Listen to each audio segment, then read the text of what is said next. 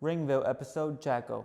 Hey everyone, how you doing? My name is Kevin Herrera Sanchez, KHS, and welcome to another episode of RingVille. And today, it's such a pleasure to sit down with. I usually do an intro, but I don't think I can out-intro the man here. So please, take it away. All right. Ladies and gentlemen, boys and girls, children, creatures, freaks of all ages, it is He's Eyes Me, the greatest damn showman of this industry. All right, yeah, hell yeah. How you doing? I'm chilling. Can't complain. Yeah? Nice. Watching you live and then watching your matches, you're someone who is very aware and attentive to the character aspect of wrestling. Mm-hmm. How much thought do you put into kind of like figuring out like those mannerisms that you do and like the things that you say and even like the moveset that you come up with? Because like, and you could correct me if I'm wrong, where it's like, character for you is such an important aspect to who you are. Yes. Character for me it's very important. It's about like I would say 80% of who I am and what I bring from the second I walk through that curtain. But mannerisms and stuff, that kind of just most of it flows. Like most of it's just feeling. It's just how I feel in the moment. I'm a person who has like a lot of anxiety and I have like I do a lot of that in real life. So I was like, instead of just trying to hide it and trying to be all tense, I just kind of like let it flow and let it be free and stuff like that. Like I do it all the time, but that was just because I just felt it one day. I just did it, and I was like, oh, I liked how it looked. I'm gonna keep it. Yeah. Before I do my signature cannonball in the corner, I swing on the little swing on the ropes. I did it one time because I just felt it. I was like, oh, I liked it. I'm keeping that. Yeah. So typically, that's how a lot of that flows. Sometimes there is stuff I'll grab from other places, like a walk, or if I do like this, or I'm like the eccentric stuff, I steal from like little characters, like a lot of like this and like walking weird shit. I steal from the Grinch. So yeah, the Grinch is a very big inspiration. I don't know why, but yeah. No, but it's like it's interesting to find where you can find inspiration from, especially a place so random, like which movie, the Jim Carrey one? Yes, the Jim Carrey Grinch, very oozing of eccentric. Yeah. But it makes sense because that is a movie where it's timeless. Yes. Where it's like people watch it every year, and it's like people will continue to watch it every year, right? And it's like maybe I didn't notice it before, but it's like now it's like when I watch your matches, like it'll be an added layer to like, okay, yeah, I see it. It's like, oh, okay, I can see, like, and then you kind of make that connection. But it's funny that you bring up like, you just kind of do something, and it's falling into these happy accidents. Yes, like, exactly. It's just like I said, just go out there and just kind of just let be, let everything take control. Just feel it out. Just go out there and start vibing with everything, with the person in the ring, with whatever you're doing. You just vibing. That's the beauty of it. Did you have to practice kind of letting go and just vibing, or did it just come naturally? Oh no, not at all. Very, very, very far from natural. No, I want to say it took me a very long time to just be natural and flow. I wanted to like be cool, I guess, when I first started. I feel like when a lot of people first started, they don't want to look dumb. They want to be cool. They want to like, they want to impress their friends or their family or whoever they're posting a clip on social media for. Yeah. So it took me a while to get out of that mindset of just have fun, just be dumb, just let loose. Yeah. Once you let loose, once you allow yourself to look stupid and not be afraid to look stupid, that's to me where you find the beauty of who you are, who you truly can become. Yeah. For you, what was your definition of cool at that time? I mean, everyone has a different definition of cool. I wouldn't say I necessarily had a specific definition of cool. I think I just didn't want to look stupid. I didn't want to look hokey. I didn't want to look jokey. Yeah. You know what I'm saying? I wanted people to see what I was doing and be like, oh, like that's awesome for him. You know what I'm saying? I didn't want to look jokey. And now I'm just like, I don't care. Yeah. Like because now it's like I wouldn't say you look stupid or jokey, but it's you like your character, the Greatest Showman. It's more of a theatrical kind of playing to the crowd. It's like, when did that mindset flip for you? I don't want to say it all happened overnight. I guess like it's like gradually. Yeah, it's like watching a kid grow. They don't just grow overnight, but you just see them every once in a blue moon. You're just like, huh, when did you get so tall? You'll see the same kid every day. You just look at them. When did you get so tall? I guess it's like that. It's like I just gradually started feeling little things more and more. And then once I realized, like, oh wow, I'm playing to the crowd. I don't know when I started doing that, but I guess that's cool. Keep doing it, I guess. But yeah, once I just kind of, like I said, also stopped caring. Yeah. It just, everything started snowballing into it, snowballing into itself, you know. Was there a connection to the less you cared, the more confident you felt? Yeah, definitely. Like I said, once I stopped caring, like, and once I started to flow, I started to find me a little bit more, and that's when the confidence of like what I'm doing kind of hit. Because it was like, I know it worked because I did it, and I did it for me. I didn't really do it for anybody else necessarily. When I started doing things for me and like hearing a little reactions, like, oh, all right, this works. It started to make me feel better. All right, cool. I'm hitting something. I'm hitting little strides that I'm doing it for me, and people are liking it, as opposed to trying to do things to impress other people. And I'm not having fun with it, and you're not going to impress everybody always, no matter what. So as long as you're enjoying it, you're hitting your own strides, that's when you find your confidence, your happiness. You bring up crowd reactions, and at the last Titan show, you faced PJ Savage, but during the match, there was people chanting the Seth Rollins thing. Yeah, I very much remember that. What are your thoughts on that? That was the first time it's happened. This is the only time it's happened. You know, that's wrestling though. It's like, that's wrestling fans. Yeah. You know, they always want to compare you to somebody else. Always. If you look at like an AEW, Kyle Fletcher, he just shaved his head. He has tattoos now. He's wearing trunks. He looks like Randy Orton. He looks nothing like Randy Orton. He wrestles nothing like Randy Orton. He's nothing like Randy Orton. Not at all. But everyone's like, oh, he wants to be the mid 2000s Randy Orton. It's like, no, it's nothing. People in wrestling, they want to compare. That's what it is. There's nothing wrong with that, you know. That's what we do naturally as human beings, not even just wrestling. Right. But you know, they see a person with long hair, a beard, who's very charismatic, like Seth Rollins. Like, not really. But sure, why not? You know, I knew what it was. I was just like, I could play into it or I could ignore it. So I tried to do a little bit of both. You know, give them a little bit of back talk, but not really too emphasized on the Seth thing. Because if I did it, then they're going to keep on with the Seth thing. It's like, I want them to walk out of there remembering me, Jaco, the greatest damn showman, not Seth Rollins impersonator. So. Absolutely, yeah, no, for sure. And then when it comes to, because I 100% agree, whereas like people will just compare, you know, just it's a natural human thing. Like, how do you overcome that? I don't know. I guess you just don't let it eat at you.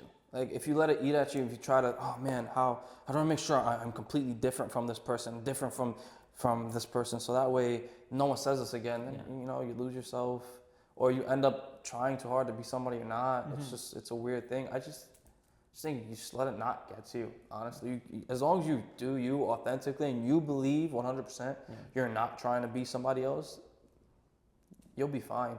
I think it's more of a matter of, like I said, just believing in yourself fully and just like not caring. Once you care too much, like I said, Kyle Fletcher, I'm gonna go back to it. If he was like, oh man, they say I look like Randy Orton, I gotta wear tights again. Or I gotta, like, no, he's evolving right now. He's in a new stage of his career. He's trying to grow. He's trying to be somebody else. So he's gonna do that. You know, if he decides, oh, I gotta go back. Now he's taking a step back. He's showing everybody, I care so much of what you think. While watching wrestling, what are some of the character bits in wrestling that you maybe not look for, but like notice, and you're like appreciative, like, oh, okay, I see what they did. I love a good entrance. A good entrance? I love a good entrance. So I would say, like, if you can capture somebody within like your entrance, then I feel like, you know, you hooked.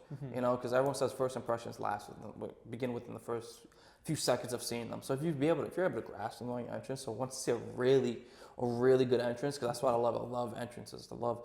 I love like the interaction, whether the interaction with the fan, the camera, the environment, etc. Like, I love the entrance. The entrance is like the biggest thing to me. So like, if I see a really good entrance, I don't just mean like a cool song. I mean like a good entrance, like an overall package of production of who you are. It doesn't have to be the most lavish cameras and pyro, because we're on the indies, or lights, or whatever the case may be. It's you, what you bring. But when you walk through that curtain, it could just be a solid curtain. Whatever you bring from when you walk through that curtain to that ring, that. Like, that's special to me. Okay. So how much time did you spend thinking about your entrance? Or maybe cultivating it? I want to say you should like try to kind of practice an entrance in your mind, but Yeah. also in the same regard, like you can't really think too much into it because you could say, oh, you know, I'm gonna hit this point, this point, this point. Right. We're not on TV. We don't have the luxury of having cameras to follow. All the cameras are going to be the same cameraman to follow us to the same spot, or the walkways from the curtain to the ring is going to be the same spot, or the fans are going to react the same way every single time in every location. Everything is different. You know, so you might have one cameraman, you want to hit your certain thing, and that cameraman is nowhere near to be found. Yeah. Or he's behind you, or he's to the side of you now, when you want him in front of you. Yeah. Or the crowd might react a certain way at one part of your entrance when you want them to act that in another part. Okay. You know what I'm saying? Sometimes your walk to the ring may be shorter than longer. So if you have a song, it's like, okay, I got to be in the ring at 45 seconds. Now you're in the ring at 15 seconds because the ring is right there. You know, so it's like, I try not to think about hitting specific points on my entrance. I just, like I said, it goes back to that just flow. You gotta feel it out to me. Like you gotta feel, you just gotta engage, you gotta vibe based off of where you are today, who you are today, and who's out there with you. Okay. Do you think once you kind of stopped caring and was more just being yourself, you think your relationship with the fans and the interactions with the fans became more real? I would definitely say so, because I'm not focused on hitting bullet points to once again look cool. I'm just living. I'm just out there. I'm in the moment. So I would see and I'll look at each and every person individually, in their eyes, in their face, and I would look at them all. And I'll just be in the moment with every single person that I make eye contact with. You know, I'm fully in the moment. Like I remember when I first started, I used to have a gas mask in my entrance just because I was afraid of entrances. So I was like, all right, I need something cool to look in my entrance. I put the gas mask because I didn't know what to do from curtain to ring. And, you know, like you couldn't interact. There was no interaction. People just look at you and look away because they don't know what to look for. They don't know what to look at. They don't really care. You don't give them something to care about. They're not gonna try to grab something to care about. You have to give them something. You know. So that's. I agree. Do you think about moves with your character in mind, or do you also just kind of go with the flow? I don't think of moves like with my character in mind. Like when it comes to in ring, like character is more in the moment. It's more like in between, like what I do before or after, or like I don't really think of my character like when I'm doing a specific move, or like if one day it's just like, oh, I got this great idea for a move. I don't think of like hitting it like the showman. I think of just doing it, and then whatever happens before or after, however I get into it, or whatever I do after, those are in the moment things. That's what makes the move for the Greatest Showman. Like when I started doing my corner cannonball. Okay.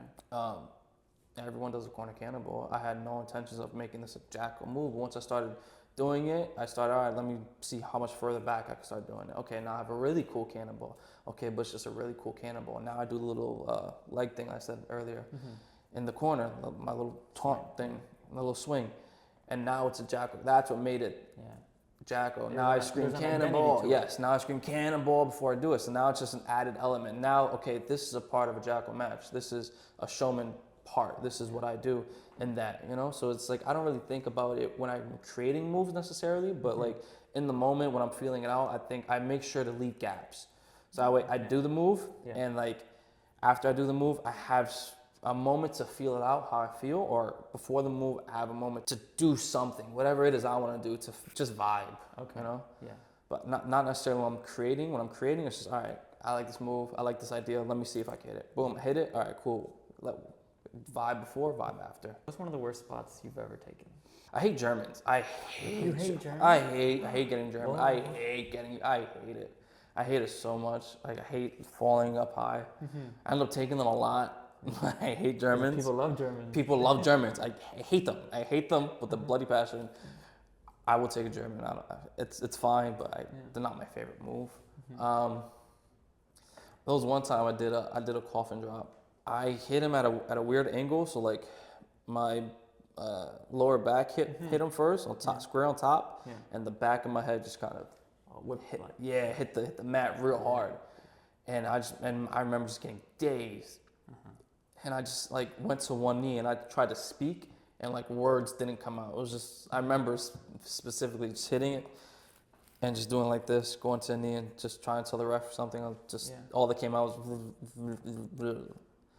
and then eventually everything started coming back, and I was like, oh fuck, I gotta finish this. I gotta get out of here because I'm not good right now. Right. I would say that was like one of the worst things. And so in a situation like that, especially where like your head whips to the and your days, right? Yeah. And you can't speak, like after the match, do you kind of have like a conversation with yourself? Like, do you go through like the check-ins, like, okay, am I good? Mm-hmm. And you know, it's like you move your fingers, or it's like That's one I always move, like, even if like the bump isn't even that bad, it was just big, or just boom.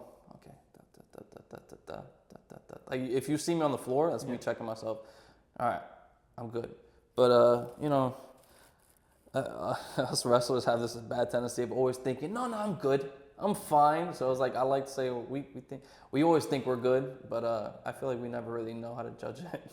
To be honest, we always need that outside perspective to tell us, hey, you need a second. You need to relax for a second. Right? Yeah, you need to relax because then that's how you get hurt even more. You know, like it could be something small, it could be a sprain that it turns into a tear or a break or something worse because you know you just, oh no, I'm fine. That oh no, I'm fine could like set you back so much. Yeah, it's horrible. But you know, I make sure to surround myself by people who are real with me and honest with me, and like if they look at me, it's like you need to chill. Yeah. You need a second. That's when all right, fine. I won't listen, but I'll try. I'm a horrible example. Don't listen to me. But so, how important are those people to you for like in your wrestling career that can kind of just be not brutally honest, but just honest with you? Oh, they're very, very, very important. Very important. Like. And because you need that, you know, there are people in wrestling who won't be that for you, or even if they try, maybe they, bless their heart, they do try, but you know they're not really giving the best advice, but you know they're trying. Yeah. But there are people who don't care, you know, and why should they, you know? Well, we all got into wrestling, but then get into wrestling with the mindset of I'm gonna be best friends with this one person, you know. We all try to have a specific goal. Yeah. More power to everybody, you know. But like I said, not everybody's gonna try to really be there for you. So you try to surround yourself by the right people. Like one of my closest friends in wrestling, his name is Prince Ahmed. He's a fantastic wrestler. Hate that guy. He's someone who's very honest to me. If I tell him, what do you think of this? He'll either tell me, oh, it's horrible, it's really good. Another person is the missus, who's I hate her. She's awesome. She'll be very honest with me. Like one time, not too long ago, she went to a show, and she told me, she was like, "I'm real with you. Your match was fine. You were fine, but you were the highlight. This like straight up. She said, this is the worst show I've ever been to. If you think a show like this is what's gonna get you to that next level, you need to evaluate it because this isn't it." And she'll tell me straight up, and I need stuff like that. You know, you can't just, you know, sometimes you're going with emotions and you're just going with it. She's someone who tells me straight up, this isn't it. Or she'll tell me, like, I don't like that specifically, or I don't like how that gear looks on you specifically. And she'll be very honest with me because she knows I really want to get to that next level. Yeah. So someone like her, just having those people around you that want to see you succeed and will tell you what you need to hear to do it. Yeah. That's so important to me. Absolutely. Yeah. Shout out to the missus. Oh, yeah, I'm sorry. He hates her. I'm going to get so much trouble. Sorry. So, I see you have your merch on. Yes, sir. Did you design this yourself? I wish. Because it's incredible. Thank you. Yeah. I wish. No, sometimes I have like little ideas for things, and then there's a guy named Jess Laboon. I'm sorry, I don't know how to pronounce it. You're awesome. He a great designer. He graphic designer. He does a bunch of stuff like that. Yeah. But yeah, he's awesome. He's designed all my stuff. Like when it comes to logos and T-shirts and stuff like that. Like all that, it's all him. It's all him. He's really good. He's the person I go to every single time whenever I need some T-shirt designs. That he's fantastic. What was like the description with these? You're like, yo, give me some like psychedelic kind of. So like, I remember like this is like when I first asked for design. I asked him because I was in a tag team, and I said, hey, can you just make us something? He said, yeah. And he made us something, and then made us individually something. I said Jaco, and then I said his name, but there was just a skull. It said Jaco. I was like, I like that. And then when we split and I started doing my own thing, I was like, can I get that logo, but just like with my face, kind of animated? Yeah. He was like, yeah, I got you. I didn't expect it to actually look accurately like me. I was very impressed. I was like, oh, this is awesome. That's perfect. Yeah, that's exactly what I wanted. Yeah. Oh yeah, I'll take that. So yeah, he's fantastic. And I have a bunch of other ones like inspired by like things I like The Greatest Showman, obviously. And like one of my favorite movies is Coraline, so I like some Coraline style of artwork. So yeah, absolutely. Did you ever read the book? My girl said she was gonna buy me the book for Christmas. Yeah, so what's up? So that's why. What captivated you when you first started watching wrestling? Undertaker. Immediately. Yeah. I remember like just randomly one day my cousin was just like, hey, he watched wrestling. I didn't know. I didn't really watch wrestling. I was like, I don't care. Right. Sure. And I remember seeing Undertaker and like just entrance alone, seeing his entrance alone, just that exact words, perfect, because that's exactly what I say every time. He captivated me immediately. Just he'd walk through everything, the aura. Now I hate saying the word aura because everybody uses it, but the aura of what he was. The second he walked through, and you've seen him at the fog and the trench and the slow walk, and make sure everyone watched his entire step. You know, he'd have a 5-minute long entrance, and you'd watch it from the very beginning to the very end, especially because you want to see him tilt over that hat and roll his eyes. I remember seeing it when I was a child and getting scared, but I watched it every time because you could say what you want. Yeah. That gong hits, everyone's going. I don't care what you said. Last WrestleMania, everyone wanted Stone Cold. I don't care what they said. When they heard that gong, no one cared. Yeah. When that gong hits, it's part of the whole thing. He's the definition of captivation when it comes to wrestling. Absolutely. What are some accomplishments in your wrestling career that you can look back and say, like, oh, I'm really proud of this? I really enjoy being Battle Club's Battle Champion because I didn't see it on the bingo card, and like it's a cool accomplishment. It's my biggest title I've ever had, and it's a place I hold very dear to my heart, Battle Club. So I would say that for now, being able to go in the ring with Marcus Mathers and go toe to toe to him at Titan Championship Wrestling was super cool. But you know, like even with the little things I've done, I feel like at that moment hasn't happened yet. It's very far from has happened yet. I feel like there is still so much more that has to happen. There's so much more. There's so much more for me to even to say what that moment is because it hasn't happened. And I'm not saying that in the sense of just that it hasn't happened. I don't think I'll have it. Like no, like I know there's more to come, and I know at moments it's gonna change. It's gonna change. Maybe it change by the time this video goes up. Oh, Effie. I got to be in the ring with Effie as well. You know what I'm saying? That's another big name. Effie's killing it. I got to stand there. I got to stand in the ring with Effie. I got to hit Effie with a cannonball. It's awesome. That's awesome. Yeah. You know, so like, yeah, I don't think that moment's happened yet. Okay. And not in the sense of, I don't think it's going to. It's just in the sense of there's still so much more to happen. Thank you very much for taking the time and sitting down. Of course. I truly appreciate it. No, 100%. Like I enjoy doing this. I enjoy doing stuff like this. I enjoy talking to cameras and being all weird and silly and goofy and weird and silly and goofy and weird and silly and goofy. Yeah. Is there anything you would like to plug to the cameras? Showman Jaco at Instagram. Showman Jaco at Twitter, X thing, whatever that is. I made a TikTok. Okay. How's that going? So I made it, right? And once I put the picture on it, I deleted it. I was like, this is stupid. I can't do it. Again, I tried. I genuinely tried. I tried from the bottom of my heart. I tried, but I'll try again. Fine. I'll try again. Maybe. Maybe you'll see a TikTok link in the video description below. Maybe. Pro Wrestling Tees as well. Jaco. Just trying to get this cool shirt. Right? This cool shirt. A couple of other ones, and I want some more designs. So if you guys want to see more designs, please. Talk to me. Wow. Talk to me. Oh, stop. Copyright claim. That's joking. But yeah, man, truly appreciate you taking the time. Of course. Great. And it's like, everyone, until next time, we out.